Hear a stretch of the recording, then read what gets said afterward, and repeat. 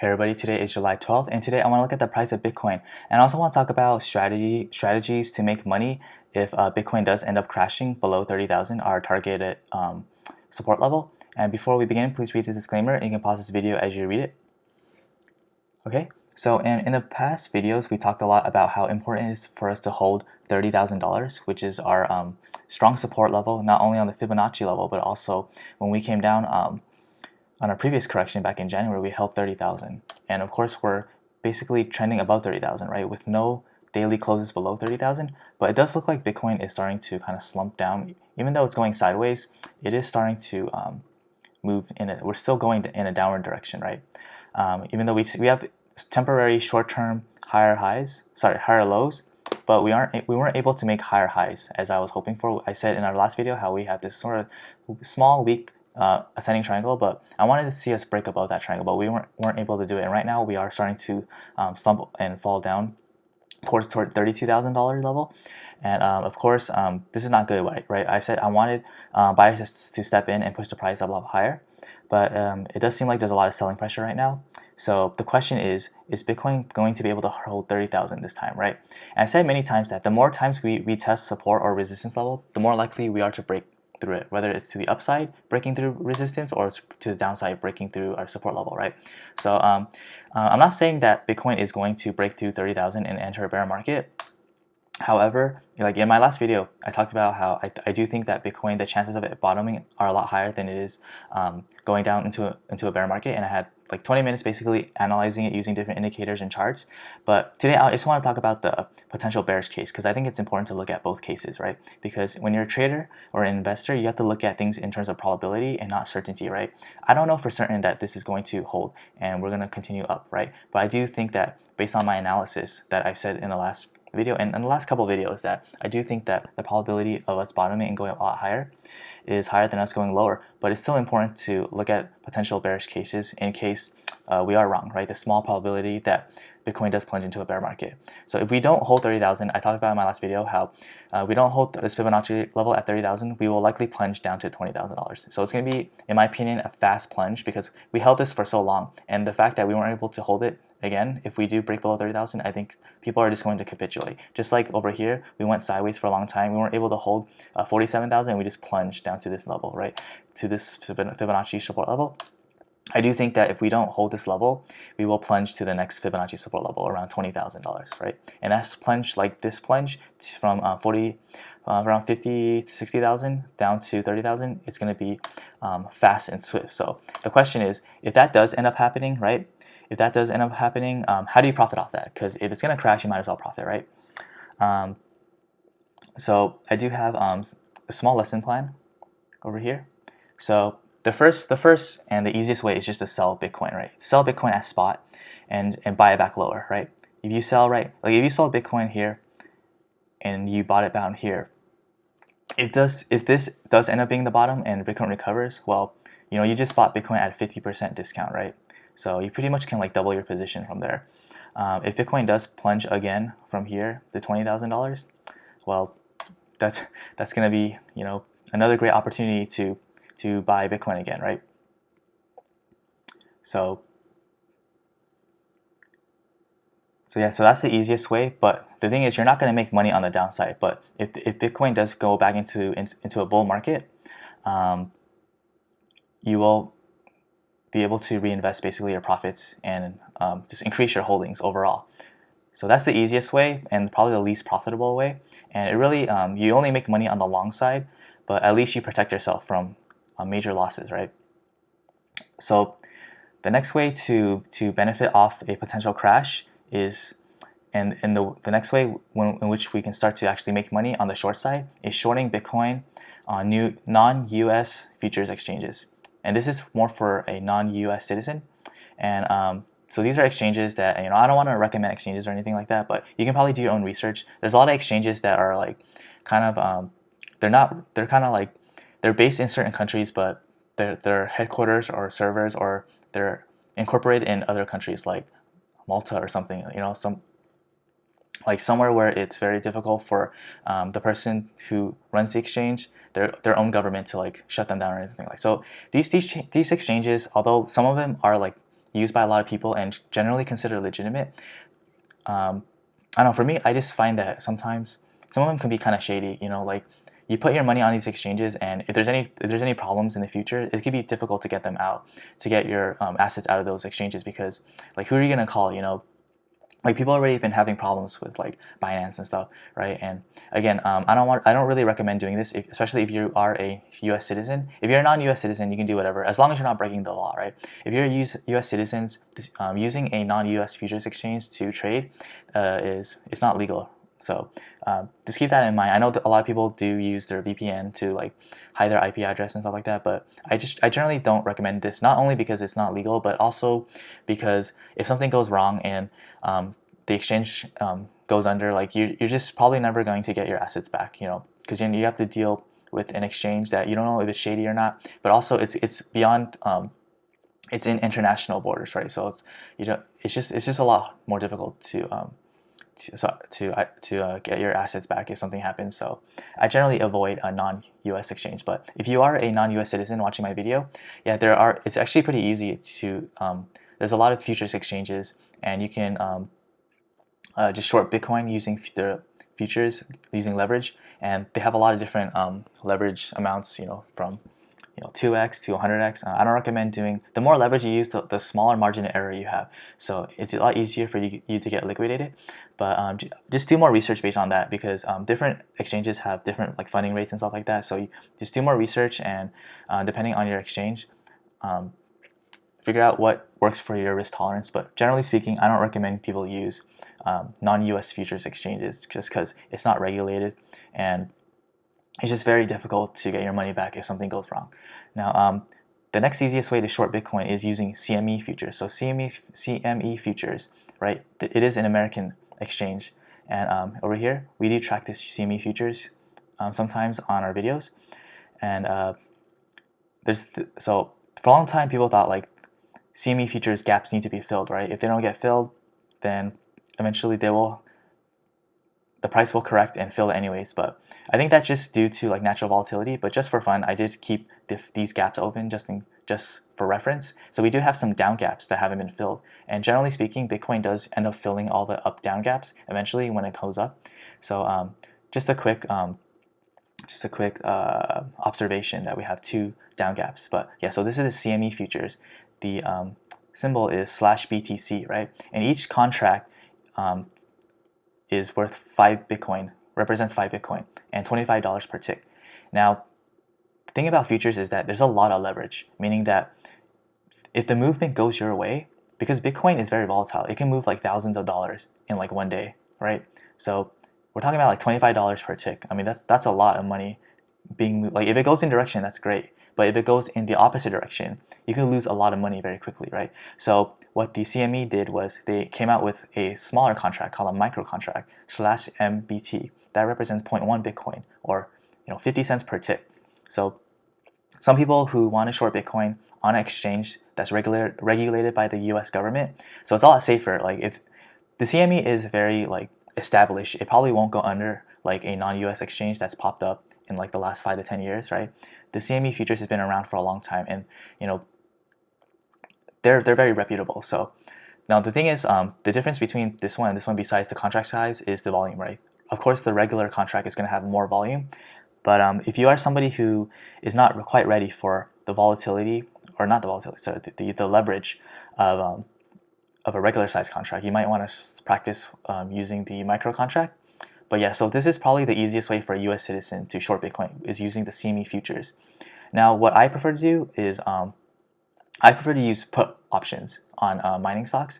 Now, the reason is that the problem with using futures is that if there is a big movement, right? Let's say that when Bitcoin crashed back in May, this huge movement, if you had futures, not only would you, if you didn't get out in time, right? Sometimes the price crashes so fast it just jumps your stop loss, and you can't get out, and you get liquidated at the worst time possible.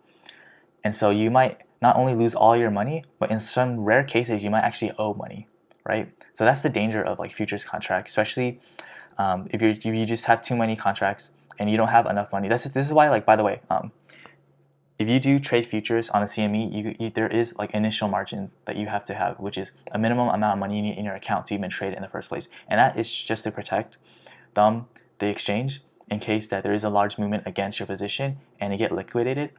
Their exchanges are protected, but in rare cases the exchange might have to cover your losses in case they're not able to get you out at the liquidation price or at your stop loss, and you might end up owing money. So just keep that in mind. That's possible, and this is one of the main reasons that I prefer options, because you have defined risk. What is defined risk? It means that you know exactly how much you are to lose, right? And options, when you buy options, you're basically buying premium, meaning that this is the maximum amount of money you get to put down on a trade, and that's the most you can lose. But unlike stocks, if an option doesn't go your way, you can lose all your money. So it's not as safe as like buying Bitcoin straight out. But options, what I like about it is it does have sort of like built-in leverage into it, especially when it starts going your way. You have exponential potential payoffs. But if options go the opposite way, you also have exponential losses as well. So let's look at options really quickly. This is by no means a comprehensive look at options. You should always do your own research, right? I'm basically just summarizing things, and you should do your own research and make your own decisions. This isn't financial advice. This is just for entertainment and for your knowledge. But always do your own research and make your own decisions based on your own risk tolerance and based on your own goals. So just a quick summary on options. Options pricing are determined by generally three things, right? Direction, which is represented by the Greek symbols delta and gamma. Now, direction is movement of the options price, and that's the delta, the movement of the options price for every underlying change of $1 in the underlying stock, or in this case, Bitcoin, right?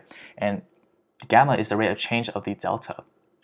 Now, this is important because options aren't linear. It doesn't move like a stock, like $1, $2 multiplied by the amount of shares you own, or $1, $2 multiplied by the amount of Bitcoin you own, right? Options, they move kind of like exponentially, right? So if you buy an option that's out of the money and it suddenly becomes in the money, that rate of change is going to be greater than if you are already in the money and it goes deeper in the money, which that rate of change could be a lot less. So it's really hard to explain with, like, options can be kind of hard to explain just by looking at like these words, but this is just a general overview, right? And I encourage you to do more research. So yeah, generally speaking, delta and gamma are like the first things you look at in terms of how the options price based on the underlying change of Bitcoin, right? Of the contract. So time decay of options for every day that passes towards expiration. So options lose value every day it moves towards expiration, and that time decay is most prominent 30 days to expiration. So that's why options, longer term options, generally will cost more money in premium, right? Especially if it's out of the money. It's basically called extrinsic value. You're basically paying for the premium. So, but that premium will be lost exponentially 30 days to expiration, especially the last week. The last 7 days are when that premium goes down. So you really need the options to move quickly, 7 days to expiration, right, to offset the loss in the time decay. So that's another thing that affects the options pricing. The last thing that affects the options pricing is implied volatility, represented by the Greek symbol vega. This is expectation of future volatility, right? The higher the IV or implied volatility is, the more expensive the premium is. And the reason is that the more volatile something is, the more likely the price is to move towards the strike price. If it's out of the money or if it's in the money, it's more likely to move deeper into the strike price, increasing the value of the options, right? So these are three things that you need to really think about when you're buying the options. And so options require more timing than just buying Bitcoin or selling Bitcoin, which is more directional, right? So just a general overview. Again, do more research, please, before you place your trade. So, but generally speaking, the best time to buy options is when you expect a large move of a large magnitude that's about to occur in a short period of time. And ideally, this movement is not priced into the premium, right? So obviously, options, people who write options are generally smart, and they're going to price in a lot of things. But once in a while, you'll have opportunities to buy an option that the premium is pretty cheap, and if you time it right, you can make a lot of money. And that underlying leverage based on the underpriced premium that suddenly be like just explodes higher when the price of the underlying, or Bitcoin in this case, or Bitcoin mining stocks in this case, moves towards the strike price that you chose, and you just see an explosive movement in the premium of the options, and that can be very, very profitable. So there's two ways you can trade options. First, you can actually trade options on Bitcoin itself, but these are on non-UX exchanges, and I'm not really too familiar. This is actually relatively new compared to like futures, which has been around for a long time. You're starting to see more non-US exchanges provide services for options on Bitcoin. However, sorry, my throat is a little dry. Again, I don't recommend using non-US exchanges because even though it's convenient to do these types of trades, it's just I don't really trust a lot of the reputation of these exchanges, and if anything happens, it's going to be hard for you to file a complaint or get your assets back if it's like located abroad and not within this jurisdiction of your own country, right? Now, the easiest way for me and my preferred way in profiting if Bitcoin does crash below 30,000 is to buy put options on Bitcoin mining stocks. So I've been talking a lot about Riot and Mara, which are my favorite mining stocks, and part of the reason is that even though Bitcoin has been going down, Riot and Mara have been rising, right? And this is because a large part of the reason why Bitcoin has been coming down so much is the fact that China has been cracking down on miners, and so a lot of the hash rate is now being globally redistributed, and also a lot of the market share in the hash rate, is being redistributed to China's competitors in the U.S., Riot and Mara. So that's part of the reason why they've been going up recently. But the thing is, when Bitcoin crashes, Riot and Mara is going to crash pretty hard. And Riot and Mara, kind of like mining stocks are to like gold or silver mining stocks, they tend to move more volatile compared to like gold and silver themselves, right? Same thing with these stocks, right? When Bitcoin crashed, it crashed like 50 to 55%, right? Just to give you an example, 55% roughly. Now look at Riot. This is an American Bitcoin miner, crashed 75%, right? Same thing with Mara. 70%, right? And not only did it crashed pretty fast. And this is something that's important because with options, you can make a lot of money when the movement of the price happens very quickly, right? I said the best time to buy an option is when you expect a move of large magnitude that's about to occur in a short period of time. So this is perfect during a crash because crashes generally happen a lot when things crash, and Bitcoin is not an exception. When things crash, it tends to happen quickly and in a large magnitude, right? And I talked about how with options, the longer expiration you have, the more expensive the premium is going to be. So with Bitcoin, you can actually save money by buying options that expire a lot sooner than later, right? Because when Bitcoin crashes, and if it is going to crash soon, it tends to happen very quickly. So yeah, my preferred is to buy Bitcoin options on mining stocks. And you can do this for any American brokerage, right? So if you're a U.S. citizen, any brokerage where you buy your stocks on, you can buy mining stocks, whether the shares or you would buy options on Riot and Mara. So my preferred is just to buy put options because not only do Riot and Mara follow Bitcoin if it does crash, but it does it a lot. It crashes a lot more with a lot more intensity and quickly as well. So you can also make a lot of money on your options if it does come down. So just lastly, I'm going to go through an options chain for people who aren't aware. So these are your call options, your put options. The shaded yellow area are your options that are in the money, meaning that you can exercise the option at a profit. Again, this is not by no means comprehensive. I'm assuming that you have a base knowledge or at least a basic knowledge of how options work. Because if I taught you how options work, it would just take way too much time. So just really quickly, these are put options, right? Let's say that Bitcoin is not able to hold $30,000 and it crashes to $20,000, right? Well, based on this basic price structure, right, price action, let's look at Riot, right?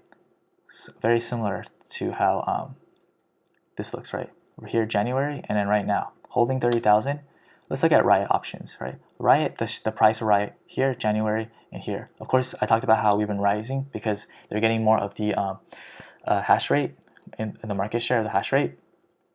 But if Bitcoin does crash, it will bring down the price as well. So the equivalent of a drop down to 20,000, right? If we look back at where Bitcoin was back in December, right, just above 20,000, we can also look at Riot. Where was Riot back in December, right? Right around here. So we can say that if Bitcoin does crash, we can likely see Riot come down to at least $10, right?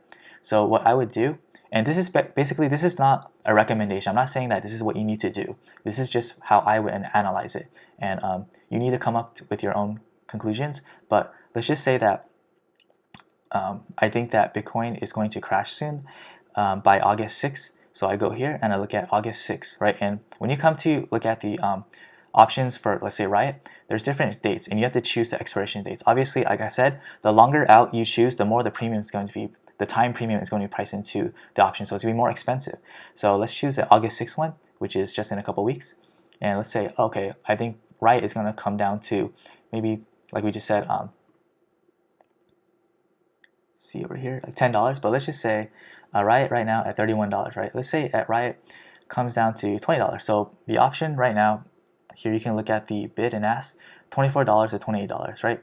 So if you market order it, it would just take, so the last was 42. So obviously there's not a lot of, oh, by the way, another thing I want to say is that options generally aren't as liquid as the shares themselves, but if there is a large movement in the price, they tend to become more liquid closer to expiration date, right? So if you buy options that are really far out, the spreads might be really wide.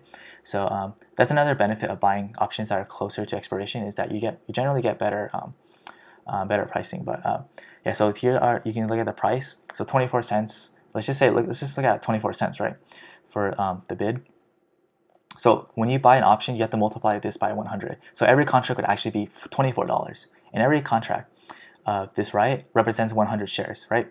So if you buy this put option, let's say, so the last one was 42 cents, right? Which would cost you $42 plus whatever commission, usually around 65 cents to $1.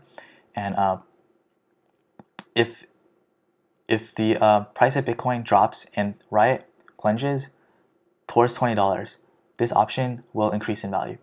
And the faster it plunges, the more it will increase in value. But however, because it's not in the shaded area, it's out of the money, meaning that it only has intrinsic value, meaning that the value of this is only the time premium, right? So the closer we get to August, like I said, it's July 12th right now, which is less than 30 days till August 16th, which means that every day the value of the option is going to come down and down. And the closer it gets, the more exponential the time decay is going to be. So we need, if you buy an option, right, you need Bitcoin to crash quickly. So if this doesn't hold and we see Bitcoin crash down to 20,000, it's possible we can see a huge plunge in Riot down to $20 or even $10. And that would cause the price, the value of this option to go up. Now, I said that if this does come down, it will likely come down, in my opinion, to $10, which is where the equivalent of this Fibonacci support level is on Bitcoin chart, right? And suddenly this $20 would be in the money. It would be in this shaded yellow area, right?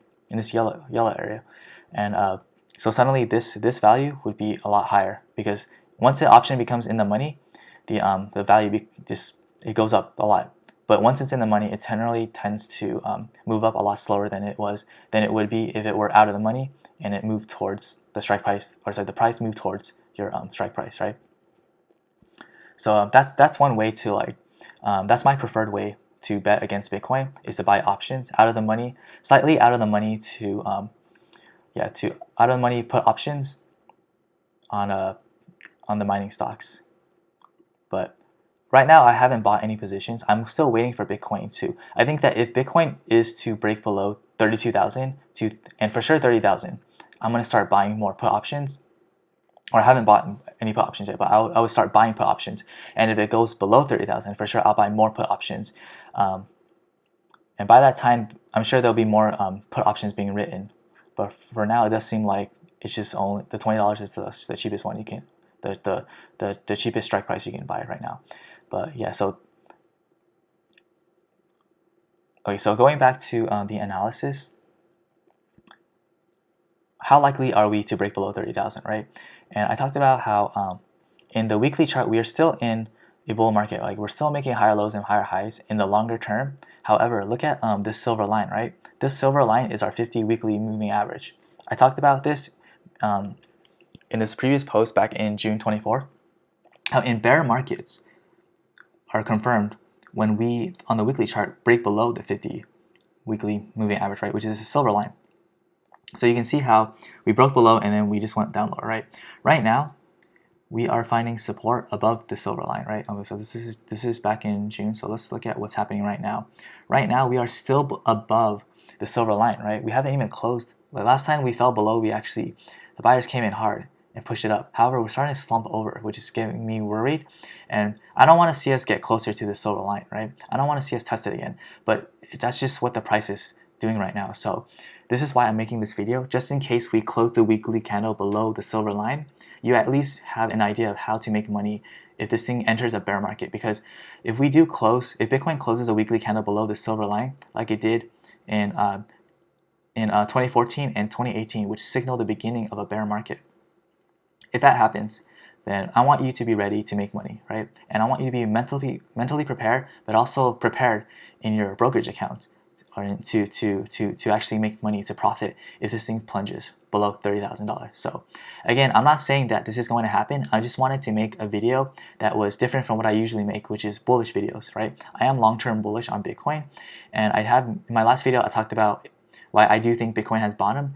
However, it's important to look at the opposite case so you know what to do. So you're not a deer in the headlights in case this thing suddenly plunges. So, so this is not by no means a comprehensive look, not only on futures or options or even the possible ways to profit off a downward movement. There are other ways to do so, but this is just a quick overview and my personal preferences on benefiting off the potential crash of Bitcoin if it does crash below 30,000. But let's now look at the analysis because we haven't done an analysis yet. So I talked about last time how the hash rate is really important because Bitcoin's price generally will follow the hash rate, right? I talked about because the main reason is that the more hash rate, the more miners are keeping the network secure, right? And that's just overall good for Bitcoin. Now, I also talked about how last time the hash rate peaked on April 14th. And on April 14th over here, April 14th, we saw the price, that was our all-time high. And from there, we would just crash lower as the hash rate went down, right? But now we're starting to see the hash rate recover. And this is really good because the hash rate basically bottomed, or at least short-term bottom in June 26, right? And then we went sideways. And when we go sideways, it's always a little nerve-wracking because you don't know if this is going to come down lower, if this is going to be a bull trap. But now we're starting to see a spike in the hash rate, which is good because now we're starting to see a potential bottom. Now, of course, this could also reverse. We saw a spike here, and so it could obviously reverse and go down lower. But I do think that the worst is over. I do think that the majority of miners in China have been shut down, and they're migrating to other countries. They're setting up again, and of course, other competitors like Riot and Merit that we just talked about, they're getting more of the hash rate, the market share of the hash rate, right? So overall, we're starting to see a recovery in the hash rate, and because Bitcoin's price generally follows the hash rate, when the hash rate recovers and goes up a lot higher, I do think that Bitcoin will eventually go up higher, right? And of course, in my last video, when I talked about why I think Bitcoin bottomed, I talked about a lot of indicators. I'm only going to go over two today, the 2-year multiplier and the stock to flow, just to save time, because this video is going to be probably longer than 30 minutes. But basically, I went through a bunch of indicators, and everything is telling me that we're nowhere near overbought, and not only that, but we're nowhere near the market cycle top, right? Fear and greed index still very, very low, and our 2-year multiplier, we haven't even had a signal. Our signal for a market top is when we break above this orange red line and go up and start making a shaded area under the chart, right? And this happened in 2013 and in 2017 when we signaled the top, right? And we not only have not broken above, but we actually come down lower. And the fact that we're going down lower and going sideways, the upper boundary is going to go up a lot higher, so that if we do recover and go up a lot higher, we're just going to have a higher ceiling, not only to break through but to peak. So this ceiling is probably going to cross. It's going to cross 100,000 soon. So if this does end up being a mid-cycle correction, and this is just a mid-cycle bottom, or the bottom of the mid-cycle correction, this thing comes up, it's probably going to break above 100,000 and signal a top that's above maybe 200,000 or 300,000. My prediction. All right, stock to flow model. Generally signals an exit or overbought when we've gone far above this red maroons line, and so right now we're pulling back and we haven't even broken above, so we're nowhere near overbought in terms of all our indicators. And of course this is coming down into the territory that we were in the bear market of our last cycle. But not only that, in this mid-cycle correction in 2017, right? Look at how we had a bunch of correction pullback in 2017. We're around this similar level, a little bit below over here, but we're nowhere near like overbought. We're nowhere near, we haven't even broken above this line yet. So if we do break above, we can potentially peak around 200, 300,000. So there's still a lot. I mean, keep in mind, we're still mid-year, right? It's just July 12th, right? We still have 5 to 6 months to go. Generally speaking, the bull market has generally peaked in December of 2013 and 2017. So who knows, by December of 2021, this whole thing, we look really bearish right now. This thing could be at like 200, 300,000, right? Of course, I'm not guaranteeing anything. Bitcoin continues to slump and go down. Always do your own research. Like everything that I just showed you, options, futures, do your own research, right? This isn't financial advice. This is just entertainment and information for your knowledge. But you always want to do your own research, and don't copy my trades or anything like that. This is just for me, my own risk tolerance, and my own goals. So today, that was just a summary. For now, I remain bullish as long as Bitcoin stays above this weekly line. If we start closing below, I do think the probability of us entering a bear market is a lot higher than us continuing up higher and this being a mid-cycle correction, right? So I want to see us stay above the silver line, 50-day weekly moving average, so 50 weekly simple moving average, right? I don't want us to close below the silver line. And also, I want us to stay above this Fibonacci support level around 30,000, right? The more we retest this level, the more likely we are to break below and plunge to 20,000. And this is $30,000. This level, I want us to stay above. I want buyers to step in and push the price higher. And but for now, it does seem like there's just not a lot of buyers stepping in right now.